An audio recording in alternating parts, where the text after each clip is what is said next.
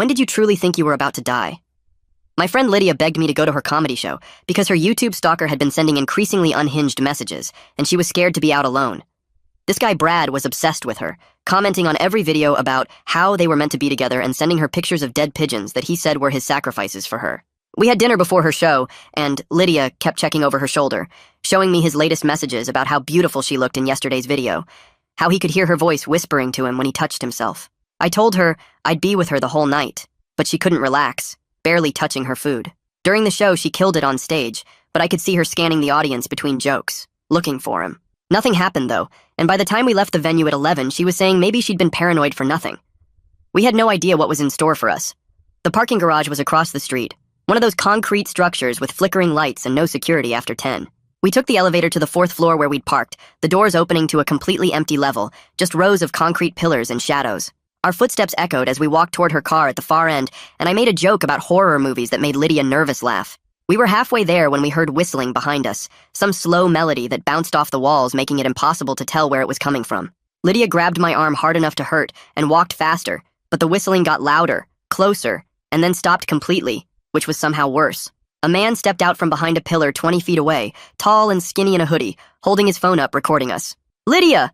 he called out, his voice cracking with excitement. "It's me, Brad, from your comments." "I've been waiting for you."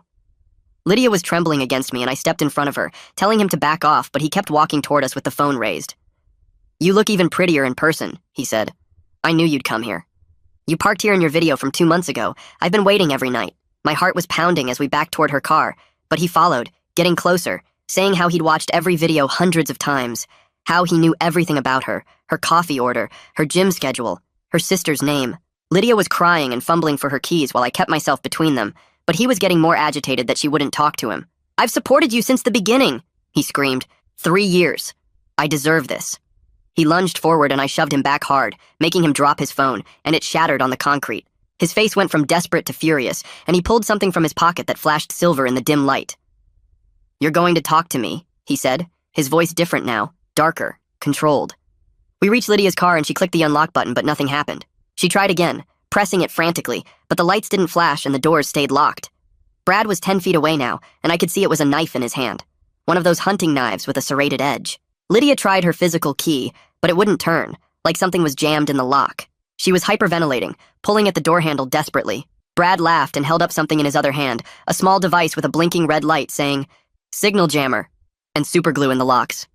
"We're going to have that conversation now." He moved closer and we backed against the car with nowhere to go. The garage was empty, no cameras, no help, just concrete and shadows, and this man who'd been studying Lydia's life for months. My mouth was completely dry, and I could feel sweat running down my back despite the cold garage air. He pressed the knife tip against the car window, dragging it along the glass with a horrible screech, saying, "I've been so patient, so understanding, but you never even acknowledged me. Not one reply in 3 years." Lydia was sobbing, and I tried to call 911 but had no signal, the jammer killing our phones completely. Brad smiled at this and said, "It's just us now. Finally, the way it should be." I tried to think of something, anything, but my mind was blank with panic. He grabbed Lydia's wrist and yanked her toward him, and she screamed, the sound echoing through the empty garage, bouncing off concrete walls, but there was no one to hear. I grabbed his arm trying to pull his hand off, but he slashed at me with the knife, catching my palm, the blade going deep, blood immediately running down my arm and dripping onto the concrete. The pain was sharp and hot and made me dizzy. He had Lydia pressed against the car now, the knife at her throat, whispering how they were meant to be together, how he'd make her understand, how he'd prepared everything for this moment. She was trying to turn her head away, but he grabbed her chin, forcing her to look at him, and I could see a thin line of blood where the knife was pressing into her neck. I grabbed his wrist, holding the knife with my good hand, but he was stronger than he looked, wiry muscles under the hoodie, and the blade was getting closer to her skin, already drawing more blood. My injured hand was useless, throbbing and slippery with blood, and I could feel myself getting weaker. We were trapped between him and the dead car, no phones, no help. My grip on his wrist was getting weaker by the second, and blood from my cut hand was making everything slippery. The knife edge pressed harder against Lydia's throat, and I could see the thin red line getting longer, her eyes huge with terror as she tried to pull away but couldn't move. Brad was pushing forward with all his weight, and my arm was shaking from the strain, knowing I had maybe 5 seconds before he overpowered me completely. Without thinking, I brought my knee up as hard as I could into his groin, and he made this awful gasping sound, doubling over just enough for his grip to loosen. Lydia twisted away from the knife and stumbled backward while I grabbed Brad's hoodie and pulled him down with me, both of us hitting the concrete hard enough to knock the wind out of me. The knife went flying across the garage floor with a metallic scraping sound, and Brad immediately tried to scramble after it, but I grabbed his leg and yanked him back. We rolled across the cold concrete, him trying to get on top of me while I used my legs to keep him off, my cut hand completely useless now, just throbbing and weak.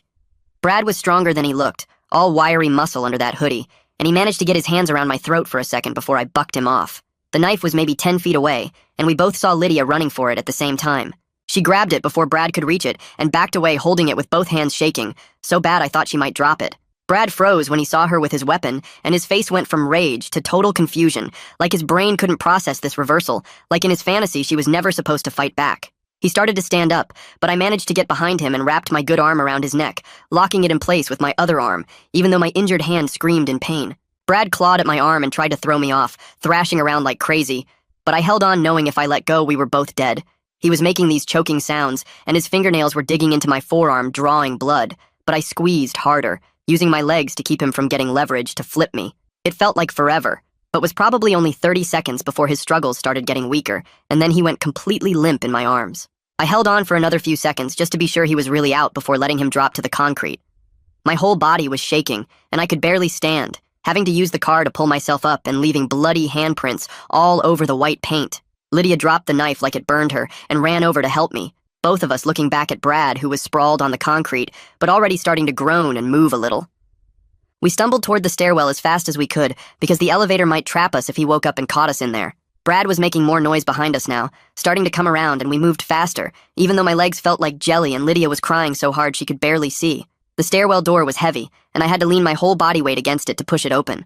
As soon as we got through, Lydia pulled out her phone and started pressing buttons, finally getting a signal now that we were away from that jammer thing Brad had. She called 911, and her voice was high and shaky as she told them we were in the parking garage across from the comedy club, and someone had attacked us with a knife.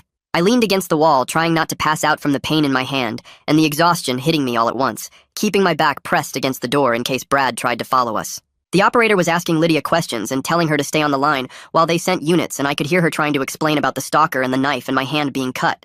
Through the door, we could hear Brad yelling now, his voice echoing in the garage, screaming Lydia's name over and over and saying she'd regret this, that they were meant to be together, that she was making a mistake. But he didn't try to come through the door, probably still too dizzy from being choked out, or maybe he was looking for his knife. The operator kept Lydia talking, asking about our injuries and exact location, and I pressed harder against the door even though Brad hadn't tried to open it yet. My hand was dripping blood on the stairwell floor, and I was getting lightheaded, but I kept my weight against that door.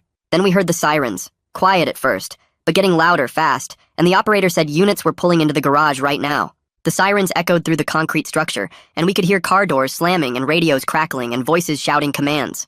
2 officers found us in the stairwell within maybe a minute, one of them immediately calling for paramedics when he saw all the blood, while the other one got on his radio saying they had 2 victims secure and needed backup on the 4th floor. They asked where Brad was, and Lydia pointed up, saying he was still in the garage with the knife somewhere, and 3 more officers rushed past us heading up the stairs with their hands on their weapons.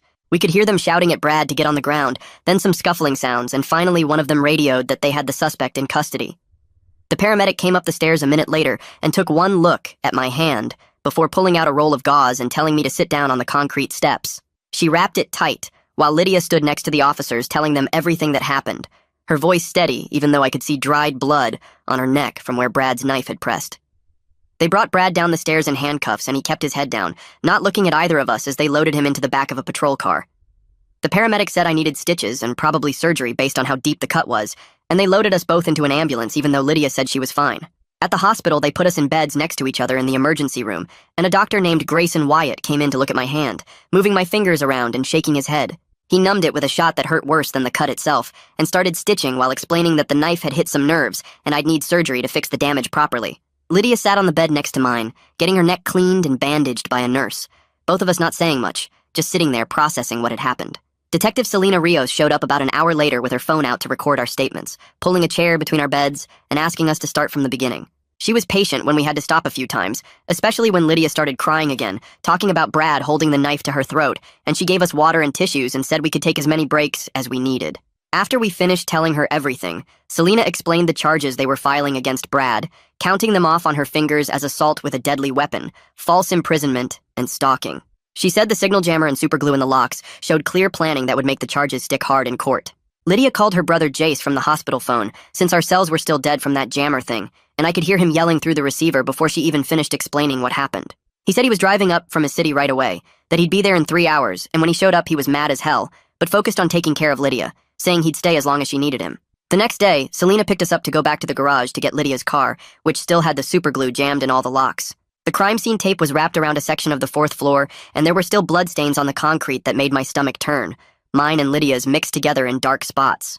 A locksmith had to drill out all the locks and replace them, while we stood there trying not to look at the tape or the blood, and we left as soon as the car was working again. Pierre LeBlanc called Lydia's phone that afternoon to check on her, saying he'd heard what happened from one of the cops who came by the club asking questions. He kept saying how horrible it was, and that he wanted to help, offering to pay for security guards at all her future shows so she'd feel safe performing again. 3 days after the attack, we had to go to the courthouse for Brad's arraignment, sitting in the back row while his public defender Rex Gibbs stood next to him at the defendant's table. Brad pleaded not guilty to all charges, even though we'd literally caught him with the knife, and the judge set his bail at $200,000 with a no-contact order if he somehow posted it. After court, a woman named Kira Nicholson from Victim Services found us in the hallway and brought us to a small office to explain how everything would work going forward. She helped Lydia fill out paperwork for a restraining order and gave her a folder full of information about counseling services and support groups for stalking victims. Kira was calm and organized, walking us through each step of what would happen with the criminal case and making sure we understood our rights as victims. My hand surgery got scheduled for the following week, and the surgeon warned me during the consultation that I might not get full feeling back in my fingers because of how the nerve damage looked on the scans. The bills were already starting to come in, hundreds of dollars even after insurance, and I tried not to think about how much the surgery itself would cost. Lydia stayed with Jace at his hotel that whole week, too scared to go back to her apartment alone, jumping every time someone knocked on the door or walked too close behind us on the street. The surgery took 4 hours, and they had to put pins in to hold everything together. While the nerves tried to heal, and I woke up with my whole hand wrapped in this huge bandage that made it look like I was wearing a boxing glove. 2 days later, Kira called with news that made my stomach drop, telling me Brad's parents posted bail using their house as collateral. She tried to sound reassuring about the monitoring anklet and restraining order keeping him away from us, but I could hear the concern in her voice when she said these things don't always work perfectly. Lydia completely fell apart when I told her, crying so hard she couldn't catch her breath, and Jace immediately started packing her stuff to move into his place that same afternoon. They spent the next day installing cameras at every entrance to his apartment building, running wires and mounting brackets while Lydia sat on the couch wrapped in a blanket. She jumped every time someone walked past the door, checking the locks over and over, even though Jace kept telling her she was safe. The cameras had night vision and motion alerts that went straight to both their phones, but she still couldn't sleep, spending nights staring at the feeds on her laptop. My physical therapy started that week in a small clinic that smelled like rubber and cleaning products. The therapist showed me exercises with rubber bands and foam balls, making me squeeze and stretch my fingers, even though every movement sent sharp pains up my arm. She kept saying I was lucky the nerve damage wasn't worse, but lucky felt like the wrong word when I couldn't even hold a coffee cup without shaking. The exercises were supposed to rebuild strength and flexibility, but progress was so slow, I could barely tell anything was changing. 3 weeks after Brad got out, we met with prosecutor Natalia Bergman in her office downtown.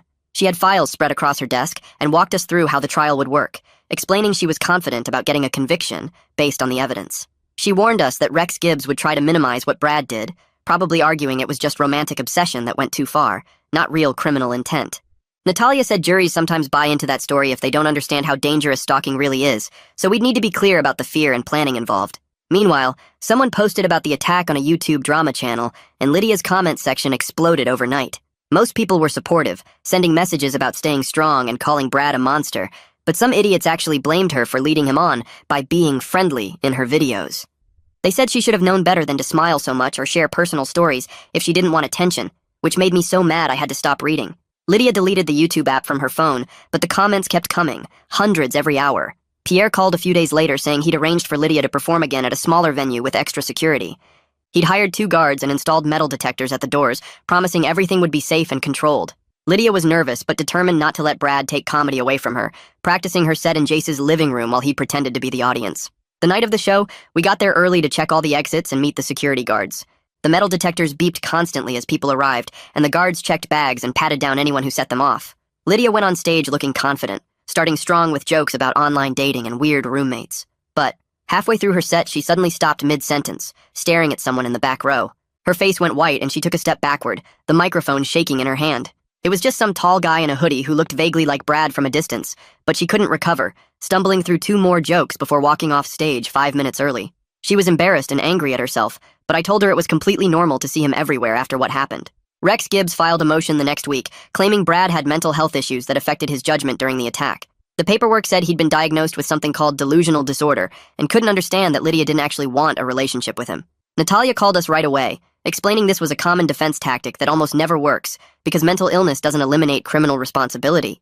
She said even if Brad genuinely believed Lydia loved him, he still chose to buy a knife, jam the locks, and attack us, which showed he knew what he was doing was wrong. I went back to work with my hands still wrapped in bandages, trying to type reports with basically 1.5 hands. Every email took forever, and I kept making mistakes, hitting wrong keys or dropping things when I forgot I couldn't grip properly. My boss was understanding, saying to take whatever time I needed, but I could feel my performance slipping and worried about keeping my job if this lasted much longer. The physical therapy was helping slowly, but I still couldn't make a fist or hold anything heavier than a pencil without pain shooting through my palm. Then 3 weeks before the trial was supposed to start, Lydia got a letter at Jace's apartment with no return address. Inside was a handwritten note from Brad, passed through some third party to get around the restraining order. He apologized for scaring her, but said she'd misunderstood his intentions, that everything he did was out of love and she'd realize that someday.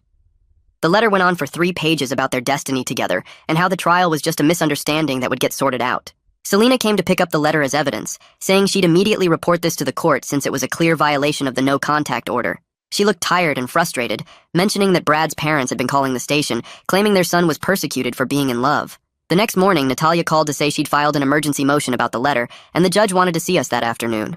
We drove to the courthouse and waited outside the courtroom, while Brad's parents sat across from us, his mother crying into tissues.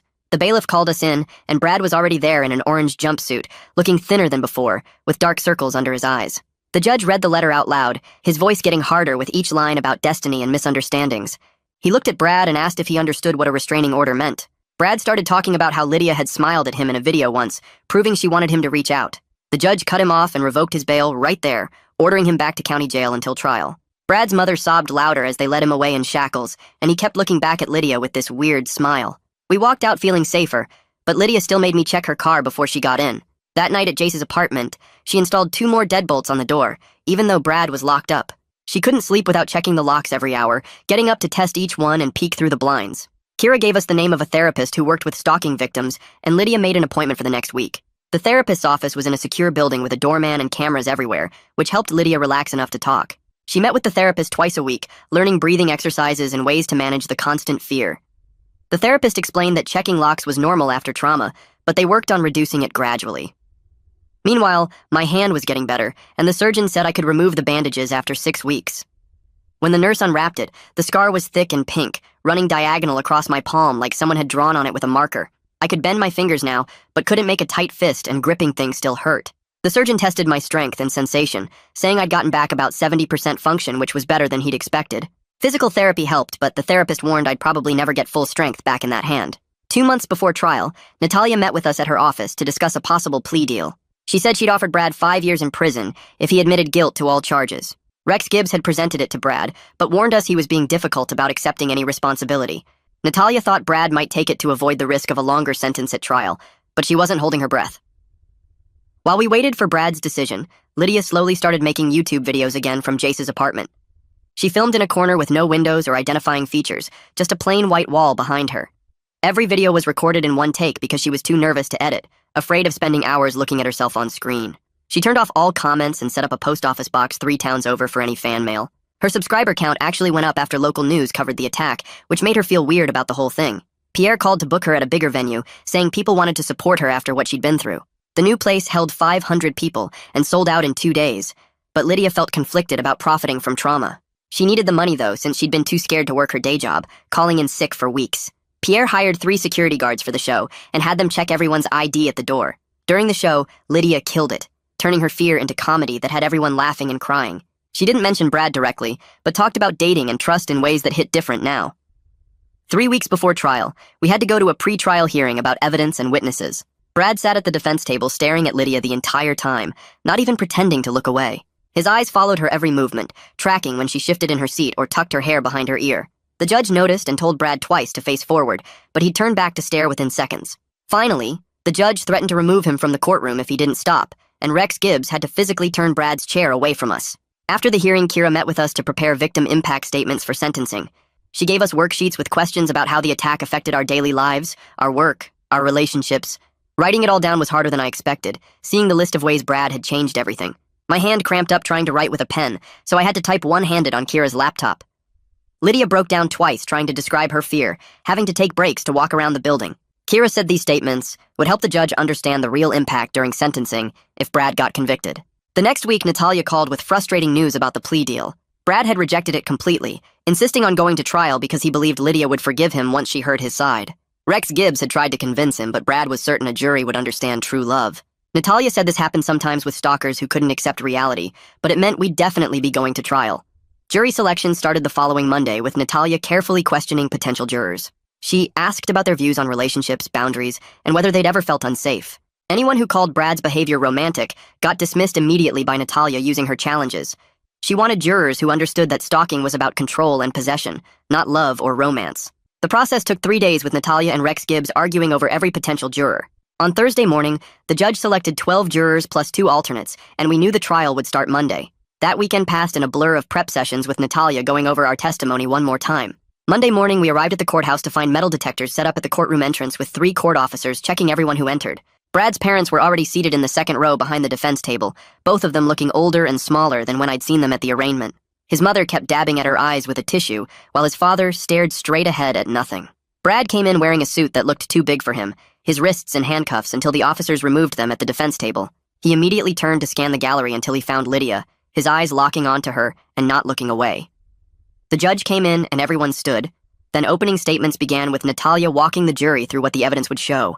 She explained the months of messages, the planning with the signal jammer and superglue, and finally the attack itself.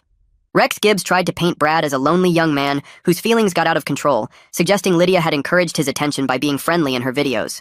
After lunch, Natalia called Lydia as her first witness, and she walked to the stand with her hands shaking slightly. The clerk swore her in, and Natalia started with easy questions about her YouTube channel and comedy career. Then she moved into the stalking, having Lydia read some of Brad's messages out loud to the jury. Lydia's voice cracked reading one where Brad described watching her through her apartment window. She talked about the fear, checking over her shoulder constantly, changing her routines to avoid being predictable. When Natalia asked about the night of the attack, Lydia had to pause several times to compose herself. She described hearing the whistling in the garage, seeing Brad step out with his phone, the terror when she realized the car locks were glued shut. Rex Gibbs cross-examined her, suggesting she could have blocked Brad online or made her videos private. He asked if she'd ever thanked Brad for his support or liked any of his comments, trying to make it seem like she'd led him on. Lydia stayed calm, explaining she'd never responded to him directly, and that creators couldn't control who watched their content. The next morning I took the stand, my scarred hand visible as I raised it for the oath. Natalia had me describe arriving at the garage, the confrontation, and Brad pulling the knife. I showed the jury my palm where the scar ran from my thumb to my pinky, still pink and raised after months of healing. Natalia put up photos on a screen showing the blood on the concrete, my hand wrapped in bloody gauze at the hospital, the knife recovered at the scene. The jurors looked sick seeing the amount of blood, one woman covering her mouth with her hand. Rex Gibbs asked if I'd been drinking that night, if maybe I'd escalated things by shoving Brad first. I explained Brad had lunged at us with a weapon, and I'd defended us, nothing more. Wednesday afternoon, Rex Gibbs called Brad to testify despite clearly not wanting to. Brad took the stand eagerly, leaning toward the microphone like he'd been waiting for this moment. He started rambling about destiny, how he and Lydia were meant to be together, how her videos were secret messages just for him. He insisted the knife was just for protection, that he'd never really hurt Lydia, that I was the violent one for attacking him. The prosecutor barely had to cross-examine him because Brad kept talking, digging himself deeper with every word. He told the jury Lydia would forgive him once she understood his love, that 3 years of devotion meant something, that they'd be together eventually. The judge had to tell him several times to just answer the questions asked. Thursday morning, both sides gave closing arguments, Natalia methodically laying out the evidence while Rex Gibbs made a weak plea for lesser charges. The judge gave the jury instructions, and they filed out to deliberate just before lunch. We waited in a conference room, Lydia pacing back and forth while I sat with my hand throbbing from the stress. 2 hours later, the clerk called us back because the jury had reached verdicts. They filed in without looking at Brad, which Natalia said was a good sign for us. The judge asked the foreman to read the verdicts, and he stood, paper shaking slightly in his hands.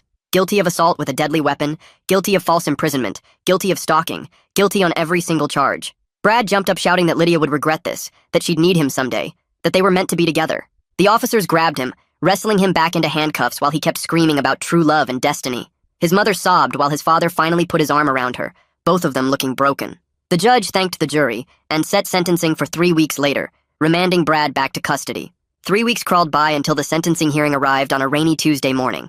The courtroom was less crowded this time, just us, Brad's parents, and a few reporters. Brad looked thinner in his orange jumpsuit, his hair grown out and greasy.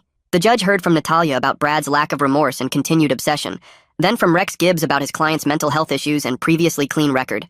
The judge said he'd reviewed everything carefully, including our victim impact statements and the psychiatric evaluation. He sentenced Brad to 8 years in state prison with mandatory psychiatric treatment throughout his incarceration.